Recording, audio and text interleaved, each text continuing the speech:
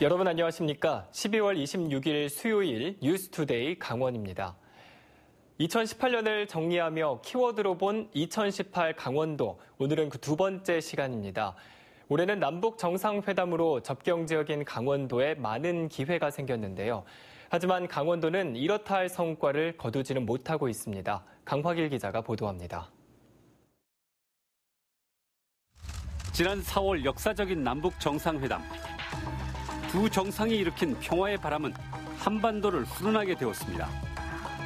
특히 한반도의 변방으로 격방 신세를 면치 못했던 강원도에도 온기가 닿기 시작했습니다. 서로에게 가장 가까운 곳에서 총구를 겨누던 군사시설이 철거됐습니다. 동해산 철도와 도로 연결을 위한 사업이 착착 진행됐습니다. 금강산 관광 재개, 태봉국 철원 도성 공동 발굴도 손안에 들어왔습니다. 65년 동안 접경 지역으로 살아온 강원도는 올 것이 왔다며 쾌재를 불렀습니다. 남북교를 선점하기 위해 빠른 행보를 보였습니다. 강원도는 지난 9월 평화지역발전본부를 출범시켰습니다. 남북한 대탕트의 과실을 따겠다는 심산이었습니다. 그리고 10월 북한 유소년 축구 선수단이 강원도를 찾았습니다. 그 사이 최문순 지사는 평양 정상회담에도 동행했습니다. 모든 게 강원도 뜻대로 되는 듯 했습니다. 그러나 기대와 달리 현실은 호락호락하지 않았습니다. 강원도는 유소년 축구 교류 외에 손에 잡히는 결과를 얻지 못했습니다. 정부가 움켜쥔 남북 사업에 강원도가 끼어들 틈조차 없었습니다. 동해선 연결 남북한 합의로 강릉 제진 간 동해선 연결을 확신했지만 정부 예타 면제 사업에서 제외됐습니다. 철석같이 믿었던 양묘 지원 사업도 북한의 거절로 실패했습니다. 당장 재개될 것 같았던 금강산 관광도 대북 제재 혼란 속에 앞길을 예측할 수 없습니다. 2021년 동계 아시아 경기대 공동 유치를 선언했지만 묵묵부답입니다. 강원도가 접경 지역에 집중 투자하기 시작했던 문화 활성화 사업은 요란하기만 했지 실속이 없었습니다. 이처럼 강원도의 계획은 틀어졌고 성과는 미미했습니다. 남북 정상회담이 가져다준 호기에도 불구하고 강원도는 여전히 과거처럼 주변에서 맴돌며 2018년을 보내고 있습니다. MBC 뉴스 강화길입니다. 지난 6.13 지방선거로 정통적 보수 텃밭인 강원도의 정치 지형이 바뀌었습니다. 더불어민주당이 완승을 거두면서 자치단체장은 물론 기초의회까지 다수당이 됐지만 앞으로의 변수도 많이 남아 있습니다. 황병춘 기자입니다. 지난 6.13 지방선거는 보수 텃밭이었던 강원도 정치 지형을 송두리째 흔들었습니다. 최문순 도지사가 3선에 성공했고 도내 18개 시장 군수 가운데 11개 시군을 더불어민주당이 차지했습니다. 4년 전 15석을 차지했던 자유한국당은 강릉과 양양 등 5개 시군만 겨우 지켜냈습니다. 도의회는 물론 대부분 시군의회에서도 민주당이 다수당이 됐습니다. 유권자들은 한반도 평화정착과 변화의 바람을 선택했습니다. 시장 군수 가운데 선거법 위반 혐의로 재판에 넘겨진 7명은 임기를 맞출 수 있을지 미지수입니다. 속초와 고성, 양양, 동해, 시장 군수 등이 재판이 시작됐거나 곧 법정에 서게 됩니다. 지역 정치권의 관심은 6.13 지방선거에 나타난 민심이 2020년 총선에까지 미치느냐입니다. 민주당은 남북 평화 분위기가 정착되면 총선 승리까지 넘본다는 목표이고 자유한국당은 경제 불황이 계속된다면 정권 심판론이 힘을 낼 것이라는 전망입니다. 한편 권성동, 염동열 의원이 강원랜드 채용비리 재판에 얽혀있는 것도 변수가 될 전망입니다. MBC 뉴스 황병춘입니다. 강원도가 올해 주요 성과 10개를 선정했습니다. 첫 번째는 평창 동계올림픽 성공 개최, 두 번째는 남북관계 개선과 도 역할 증대, 세 번째는 교통망 확충, 그리고 네 번째는 국도비 6조 원대 진입 등입니다. 또 외국인 관광객 300만 명 시대, 그리고 2년 연속 취업률 전국 평균 상회 등이 후속 주요 뉴스로 꼽혔습니다. 하지만 일부 올림픽 시설 사후 활용에 대한 실마리를 찾지 못하고 환경 관련 갈등으로 도정 역점 사업들이 잘 진행되지 못한 점은 아쉬움으로 남는다고 강원도는 덧붙였습니다. 양양군은 송이와 연어로 유명하지만 최근 서핑 명소로 인기가 높아져 관광 형태의 변화가 일고 있습니다. 인터넷 빅데이터 조사에서도 양양 서핑에 대한 언급이 가장 높은 것으로 나타나 새로운 관광 전략이 필요하다는 지적입니다. 김형호 기자가 보도합니다. 송이 채취 기간에 맞춰 매년 가을에 열리는 양양 송이축제. 보름 뒤에는 연어가 회귀하는 남대천에서 연어축제가 이어집니다. 양양군을 대표하는 이런 관광 테마가 실제 국민들의 관심도와는 어떤 관계가 있는지 알아봤습니다. 지난 1년 동안 인터넷 검색량을 조사해 본 결과 양양 송이는 가을 한철에만 급격히 수치가 올랐습니다. 몇 년 전부터 해양 레저로 뜨고 있는 서핑은 관심 수치가 높고 양양과 같은 변화 추세를 보여 상관관계가 높았습니다. 키워드에서도 송이와 연어는 양양과 연결되는 비중이 서핑보다 높지 않았습니다. 송이는 다른 지역 생산지와의 차별성이 높지 않았고 연어는 양양과 직접 연결되는 비율이 낮았습니다. 서핑은 양양이 키워드의 중심이었고 언급되는 매체도 뉴스와 블로그에서 높게 나타났습니다. 전통적으로 송이나 연어가 양양의 그 어떤 고유 자산으로 인식돼 있기 때문에 그런 것들은 지금 수준으로 계속 유지를 하고 그다음에 새롭게 양양을 대표할 수 있는 그 어떤 산업으로 어떤 서핑을 테마로 서핑이 양양의 새로운 관광 이미지를 구축하고 있지만 양양 지역 상징물의 대부분은 여전히 송이와 연어입니다. 양양 지역의 전통적인 관광 테마에 새로운 변화의 기류를 전복할 수 있는 전략이 필요합니다. MBC 뉴스 김영호입니다. 국내 화력발전소의 석탄회 재활용 사업이 제대로 이루어지지 않고 있습니다. 석탄회 재활용에 많은 비용을 투자하고는 있지만 제품 판매와 수익은 기대를 밑돌고 있는데요. 배연환 기자가 보도합니다. 바다를 막아 만든 매립지에 석탄회가 수면 위로 모습을 드러내고 있습니다. 10개의 발전 설비가 가동 중인 당진 화력의 회처리장입니다. 매립지에 일정량이 쌓이면 입자가 미세한 석탄회가 바람에 날려 인근 주민들의 고충이 상당합니다. 연탄 깔고 날라도 어느 정도 날려야지요. 뭐 빨래를 바깥에 못 널어요. 연탄 깔 아니야 다 말려 입어. 여기는 바깥에 널질 못해요 빨래를. 인천 영흥발전본부와 충남 보령발전본부에서도 석탄회를 매립하고 있어 환경 오염 문제가 계속 제기되고 있습니다. 석탄의 매립으로 인한 문제가 발생하고 주민 민원이 잇따르자 발전 회사들은 석탄의 재활용률을 높이는 데 힘을 쏟고 있습니다. 현재 발전 공기업 5개사의 화력발전소에서 연간 발생하는 석탄회는 1,000만 톤에 육박하는 것으로 추정됩니다. 석탄회는 지난 1992년부터 재활용이 시작돼 현재는 75% 넘게 재활용되고 있습니다. 그러나 일부 석탄의 재활용 제품은 마땅한 판로가 없어 처리 비용까지 지원하며 외부로 반출하고 있습니다.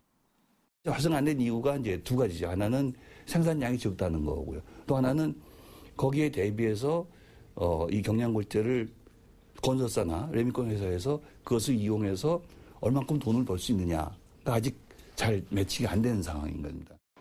사정 이런데도 정부는 석탄의 재활용 목표율만 정해놓고 이를 지킬 것을 요구하고 있습니다. 보다 실질적인 석탄의 재활용 방안 마련이 시급해 보입니다.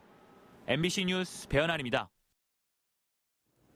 16년 동안 원주 DB를 이끌었던 김주성 선수가 공식 은퇴했습니다. 후배들이 이끄는 팀도 최약체라는 평가에도 불구하고 4연승을 거두며 선전하고 있습니다. 권기만 기자입니다. 2002년 신인 드래프트 1순위로 당시 원주 TG3부에 입단한 김주성. 첫해 신인상과 팀 우승을 차지하며 전성시대의 시작을 알렸습니다. 여기서 멈추지 않고 다음 시즌에도 한 번 더 우승해서 한 번 더 이렇게 카페를 한 번 더 하고 싶습니다. 16년 752경기 22,845분 32초를 한 팀에서 뛰며 5번의 정규리그 우승과 3번의 챔피언컵을 들어올렸고 1000블록 만득점이라는 대기록을 달성했습니다. 팀뿐만 아니라 국가대표로서도 2번의 아시안게임 우승을 이끌며 국내 최고의 센터로 인정받았습니다. 선수 생활을 마무리하는 김주성은 뜨거운 성원을 보내준 팬들에게 먼저 감사의 인사를 전했습니다. 항상 제가 잘하는 못하는 기타 치고 그러면 항상 더 열심히 응원해줬던 것 같아요. 그래서 제가 16시간 동안 좋은 기록들. 연고지인 원주 시민들과 꾸준히 소통해온 팀의 상징과도 같았던 선수였던 만큼 홈팬들의 아쉬움도 큽니다. 김주성 선수가 없는 원주 체육관이 너무나 허전하고 아쉽긴 한데 김주성 선수가 있는 16년 동안 정말 많은 추억과 행복함을 느꼈거든요. 그래서 너무너무 감사하고 김주성 선수의 백넘버 32번은 2004년 은퇴한 허재 전 국가대표팀 감독에 이어 팀의 두 번째 영구 결번이 됐습니다. 김주성은 현재 미국에서 지도자로서의 제2의 농구 인생을 준비하고 있습니다. 후배들도 시즌 초반 최약체라는 평가에도 불구하고 4연승, 최근 10경기에서 7승을 챙기며 상승세를 타고 있습니다. 지난 시즌 꼴찌 후보에서 정규리그 우승이라는 대반전을 만들었던 원주 DB. 팬들은 또 한 번의 역전 드라마를 기대하고 있습니다. MBC 뉴스 권기만입니다. 강원도가 2021년 동계아시아경기대회 유치를 위한 첫 관문인 대한체육회 심사가 내년 1월 초순에 결정될 것으로 보입니다. 강원도는 내일 문화체육관광부를 찾아 동계아시안게임 유치 당위성을 설명할 계획입니다. 강원도는 1월 초순쯤 대한체육회에서 국제행사심의위원회를 열고 강원도가 단독으로 신청한 2021년 동계아시아경기대회에 대한 적격 심사를 벌일 계획입니다. 대한체육회는 대회 개최의 타당성과 준비 상황, 개최 여건 등을 종합적으로 심사하게 됩니다. 정의당 강원도당은 도내 여학교의 절반 가까이가 시대착오적 여성관이 담긴 교훈을 가지고 있다고 주장했습니다. 정의당 예방당원협의체 강원지부는 도내 41곳의 여학교를 조사한 결과 20개 학교의 교훈이 문제의 소지가 다분했다고 밝혔습니다. 특히 이 중 9곳은 순결이나 어진 어머니 등 명백한 성차별 교훈을 가지고 있었다고 덧붙였습니다. 이들은 이 같은 성차별적 교훈이 없어지도록 강원도교육청의 조치가 필요하다고 말했습니다. 2018 평창 동계올림픽에서 피겨와 쇼트트랙 경기가 열렸던 강릉 아이스 아레나가 강릉시로 무상 양여됩니다. 강원도와 강릉시는 오늘 강릉시청 2층 시민사랑방에서 협약식을 맺고 강원도 소유인 강릉 아이스 아레나의 시설과 부지를 강릉시에 넘기기로 했습니다. 강릉시는 지하층에는 수영장을 조성하고 빙상장은 다목적 체육관으로 리모델링할 계획입니다. 한편 스피드스케이팅 경기장과 하키센터는 강원도 개발공사가 1년 동안 관리를 맡습니다. 오늘 강원도 지역은 구름 많은 뒤 아침부터 차차 맑겠습니다. 낮 최고 기온은 영동 지역이 6도에서 7도, 영서 지역은 1도에서 5도, 강원 산지는 1도에서 3도 분포로 어제와 비슷하거나 조금 낮겠습니다. 또 영동 지역과 강원 산지에는 건조특보가 계속해서 발효 중이어서 화재 예방에 각별한 주의가 필요합니다. 한편 동해 중부 먼바다에는 풍랑 예비특보가 내려졌습니다. 그럼 자세한 오늘의 날씨와 행사를 안내해 드립니다.